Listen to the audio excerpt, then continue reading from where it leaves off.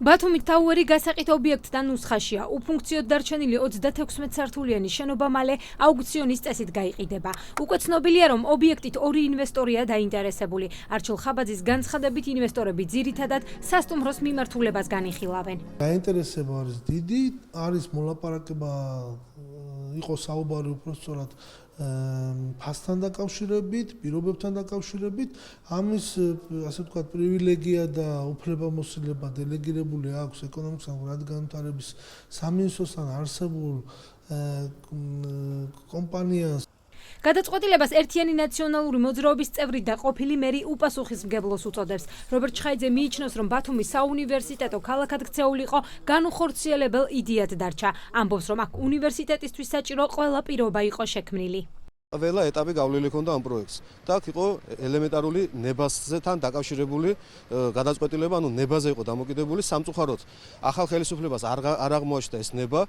საპირისპიროს აცხადებს მაშინდელი ოპოზიციის და ახლა უკვე კოალიციის წევრი. ირაკლი ჩავლეიშვილი იხსენებს, რომ აღნიშნული შენობის ფუნქცია მშენებლობის დაწყებისთანავე გაურკვეველი იყო.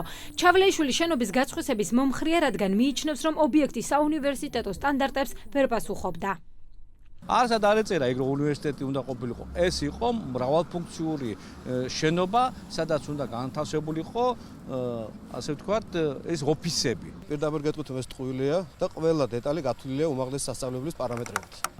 ბათუმის თაუერთან დაკავშირებით მიღებულ გადაწყვეტილებას დადებითად აფასებს საქართველოს პარლამენტის ვიცე-სპიკერი. მურმან დუმბაძე ფიქრობს, რომ შენობაში სასტუმროს განთავსება რეგიონისთვის შესაძლოა, უფრო მომგებიანი დარჩეს. მურმან დუმბაძე ტექნოლოგიური უნივერსიტეტის აშენების მომხრეცა, თუმცა სხვა ალტერნატიულ ადგილას. სტუდენტი და ლექტორი ამ უნივერსიტეტში ამ სასწავლებელს ვერ გამოადგება, ვერ მოერგება, არ არის იქ ინფრასტრუქტურა, შეუძლებელია პრაქტიკულად, მაგრამ რაიმე ლაბორატორია გამართო. და რაც შეეხება სასტუმროს, უფრო ალბათ რედისონი ახლოს არის, კემპინსკი ახლოს არის, შესაძლებელია ბულვართან ალბათ უფრო ამ მიმართულებით უნდა წავიდეთ. არ ვიცი, ეს არის მთავრობასა და ინვესტორს შორის მოლაპარაკების შედეგი. ბათუმის თაუერთან დაკავშირებით საქართველოს ეკონომიკის სამინისტროსა და ორ ინვესტორს შორის ურთიერთთანამშრომლობის მემორანდუმი უკვე გაფორმებულია. უწყებაში აცხადებენ, რომ ინვესტორის მიერ შემოთავაზებული საწყისი ფასი 25 მილიონ დოლარში ადგენს, რომელიც ბიუჯეტში იქნება ასახული. როგორც ინტერპრეს ნიუსისთვის მიცემულ ინტერვიუში მინისტრის მოადგილე დიმიტრი ქუმსიაშვილი აცხადებს, ამ ეტაპზე სამხარაულის ექსპერტიზის ბიუროში აღნიშნული ქონების შეფასებაზე მუშაობენ. ექსპერტიზიდან გამომდინარე ვფიქრობთ, დადგინდება აღნიშნული შენობის თვითღირებულება. ამჟამად ჩვენს ხელთ არსებული მონაცემებით, რომელიც არ არის ხელმოწერილი, ეს თანხა შეიძლება იყოს 45-46 მილიონი ლარი DGG-ს გარეშე. თუმცა კომპანიას გაცილებით მეტი თანხები აქვს მიღებული. კონკრეტული შემოთავაზება გვყავს კონკრეტული ინვესტორები და მივიჩნევთ, რომ ბათუმში ერთი კარგი სასტუმროს არსებობა ძალიან კარგი მიმართულებაა.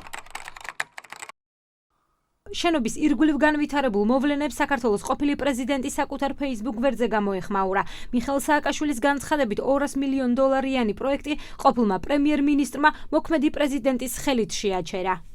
შენობა თითქმის ბოლომდე იყო დამთავრებული და უნივერსიტეტს პირველი სტუდენტები 2013 წელს უნდა მიეღო. ივანიშვილმა მარგველაშვილის ხელით ეს პროექტი შეაჩერა და ახლა უნივერსიტეტის გაყიდვა გამოაცხადა.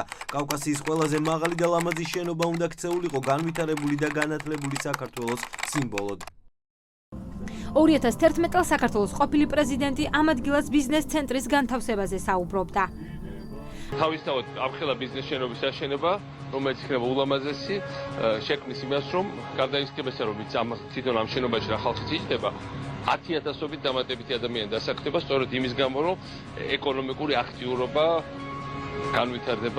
ამ დროისთვის აუქციონზე გასატან ობიექტში სარემონტო სამუშაოები მიმდინარეობს. მთავართან საუბარში ბათუმის თაუერის დირექტორის მოადგილე აცხადებს, რომ სარემონტო სამუშაოების დასრულების შემდეგ პრეზენტაცია მოეწყობა. უკვე ცნობილია, რომ აქ საგანმანათლებლო დაწესებულება არ იქნება.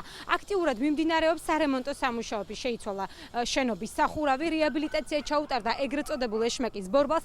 ამ დროისთვის კი შენობის გარე ფასადზე არსებული ვიდეო ეკრანის ხელახლა მონტაჟი მიმდინარეობს. ბათუმის თაუერის ადმინისტრაციაში აცხადებენ, რომ მიმდინარე სარემონტო სამუშაოები დაგეგმილ აუქციონს არ უკავშირდება.